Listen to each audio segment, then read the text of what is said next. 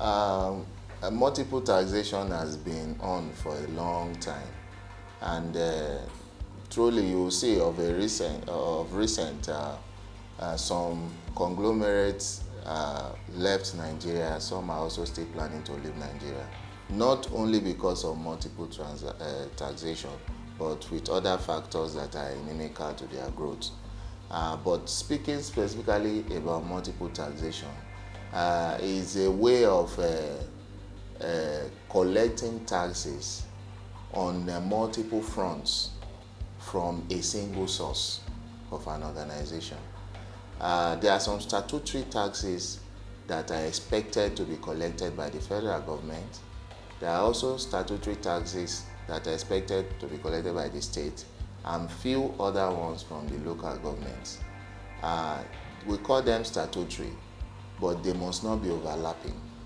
We have seen over time that some of these taxes have become overlapping, and it has become burdensome on the business environment or the operators of business in Nigeria, both at the federal level, the state level, and the local government. Now, what that does essentially is that it takes so much away from the profit margin, or what is expectation of these business owners on the long run. And at the end of the day, it gives so much to the federal government, to the detriment and survival of these businesses. That was why everyone in the business community saw it as a very good idea when this new government came up with a presidential task force on tax harmonization. Part of the findings of this new tax group, which is also mandated with enforcement, was that they discovered that across Nigeria, businesses pay up to over 90 taxes in their specific locations, whereas the maximum taxes that a business should pay, depending on where it is operating from, should not be more than 5 to 7. And even those 5 to 7 or 8 are even some obligatory or based on business exigencies that they are supposed to pay.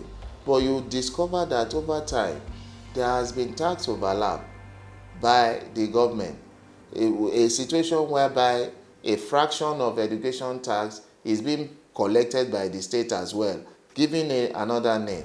Wherever local government that those businesses operate for, they also collect a fraction of education tax coined with another name. So you discover that a business is paying education tax with a different format or a different name in different multiple ways. You also discover that apart from this multiplicity of taxes, their government, due to the zeal to increase revenue, have even started looking at increasing some of these taxes, which will definitely add more to the burden of the people doing business in Nigeria, and create a very volatile operating environment for businesses. So multiple taxes in Nigeria has not done any good to the businesses in Nigeria, and it's also on the long run wouldn't have done any good for the government, because if you force a business to collapse, whatever it is that you have gotten before the collapse is the last you are going to get when the business collapses. So is it not better to encourage an environment where businesses will grow, and grow to the extent that whatever legitimate taxes they are paying will increase over time due to the reach of their business and the expansion of their operations,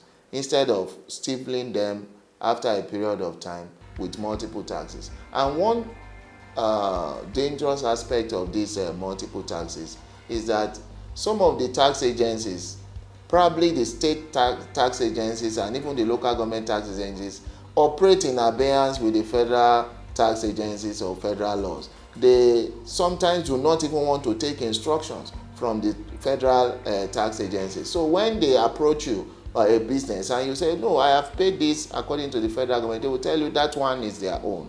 This one is our own. Because you operate here, you must pay this. Even the local government will come with theirs. So, and they make it so difficult for businesses to operate because of sometimes the underhand tactics that they use to collect these taxes, especially the local government, that can resort to usage of touts, arbitrary closure of businesses, or even damage of business premises. So these are part of the challenges that this new administration, with the special presidential task force on tax review, is trying to ameliorate, so that to the extent that we have a single tax regime that is not more than 3, 4, 5, that is also going to help businesses to grow and help legitimate business to earn good profit on their businesses.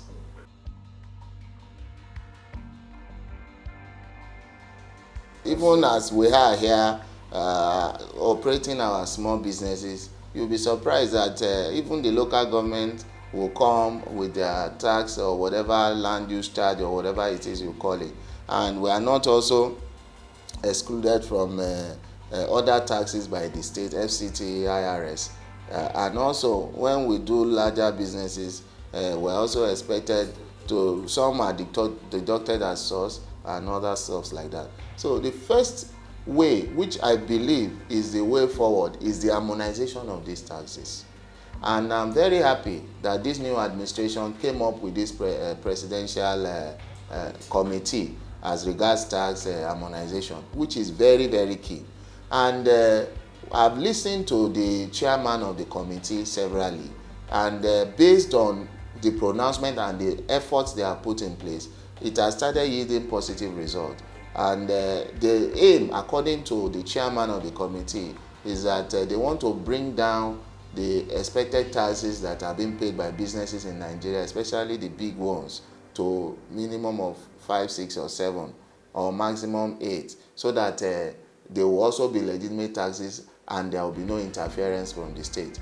The second aspect that I also appreciate in their modus operandi is that they have also been given the power of enforcement. You know, enforcement varies.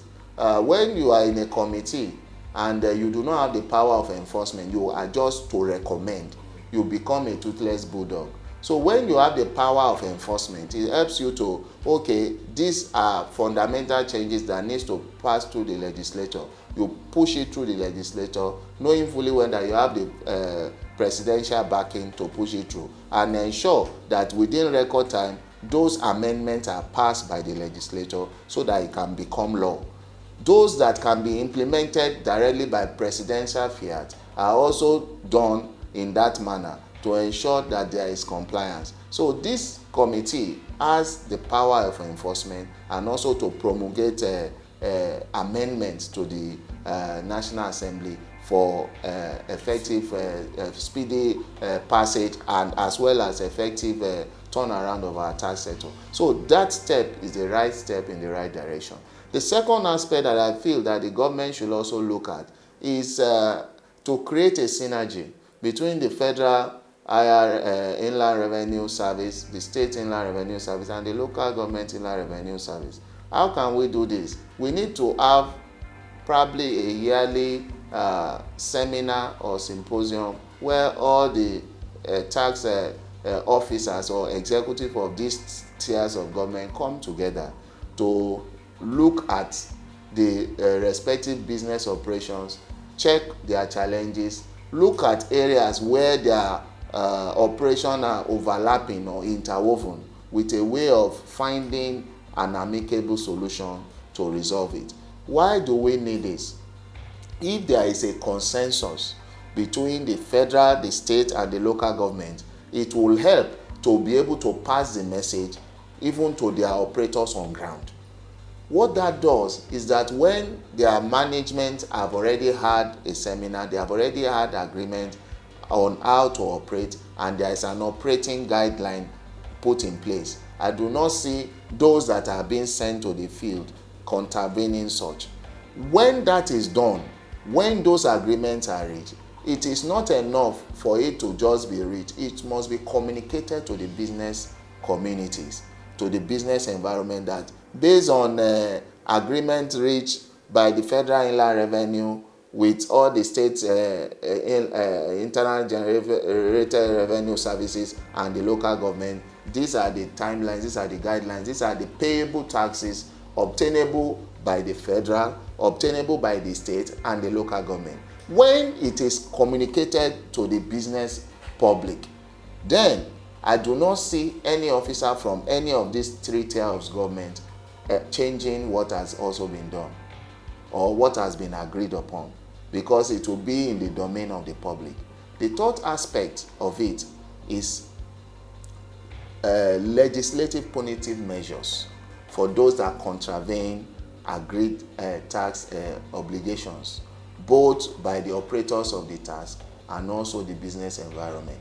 We have seen over time that based on probably the cost of the tax, some business owners or business operators trying to undercut the government by negotiating with the field officers to be able to have a favorable outcome, or just to pay their way through with a token so that they can be overlooked. So there should be legislation in place that approves legal measures for punitive measures to both tax evaders and tax agents that are undercutting the government. Because when there is a law, there must be enforcement. So if there is enforcement in place, there is agreed tax overhead that should be paid, and the tax agreed tax columns that is expected from the federal, the state and the local government. No tax official will circumvent that. They will obey the rule and the guidelines, and these agreements and these tax heads are communicated to the business public. So nobody comes to an organization or a company, bring a tax head that he is not supposed to be paying. You will easily tell them this is what is obtainable. And when there is legal measures that can be taken by the state, the federal and the local government to defaulters, and also their agents that want to undercut the government, it will help to ensure that what is due to the government gets to government covers. Tax payment cannot be overemphasized because it's the lifeblood of a government. It's the lifeblood of the economy. Any government that wants to run must run with tax payment. Industrialized countries, or we call developed countries, run their operations mainly 70% most times through because of tax payment, legitimate taxes that are being paid by operators of businesses over there. And there are measures to ensure compliance, and those that do not compliance pay fine. They go to their jail terms and stuff like that. This should be replicated in Nigeria, because we discovered that in this country, apart from the major problem of multiple taxation, some people circumvent the system, because that, to me, that is why the government is hell-bent on getting the tax that is due to it, because the people that are supposed to pay these taxes are circumventing government intentions and government measures to undercut the system, in the sense that adequate taxes are not being paid. Could that be because of the lapses? Yes, it's part the lapses. I want to say the lapses as on the side of the operators of these government agencies, because the lapses can only come from them because they are the one that knows the rules and regulation, and they know and they have found ways of circumventing the system. You can imagine a situation whereby a tax officer comes to you and tells you, we have done analysis of your tax obligations to the government, and we see that based on your books and everything we have seen, you are supposed to pay 100 million to the government. And the man said, where am I going to get 100 million? What can you do for me? Say, okay, we are going to use another measure of calculation for you that will reduce that tax payment to 25 million. But what you are going to do for us is that you are going to pay 15 million to government covers and transfer the remaining 10 million to another account. What has that done essentially? It has made the government to lose a legitimate tax of 85 million. That is just a typical example of how tax officers can circumvent the system for their own pecuniary gains. Another aspect is that we discover in this country that despite all the multiple taxes that are being taken, a good portion of it does not go to government coffers. And we also discover that the people that are supposed to be paying the highest tax in this country are not. Instead, they are helping themselves with ways of settling the officials in the government to be able to continue to pay meager taxes to the government. So those that are legitimately paying, they now put a burden on them. And that is why the measures by these committees should not only go with amendment of these laws, promulgation of new laws, but it must go with enforcement and punitive measures to ensure that people that try to circumvent the system would receive adequate punishment according to their guilty verdict. So it's very important that the harm that multiple taxes has done to our economy should be revisited, should be reversed, and those that needs to be punished for enjoying illegally in the system should also receive due punishment. Yes.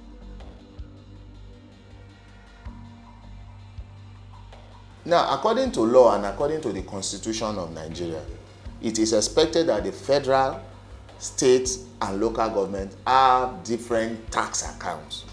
It's statutory according to the law.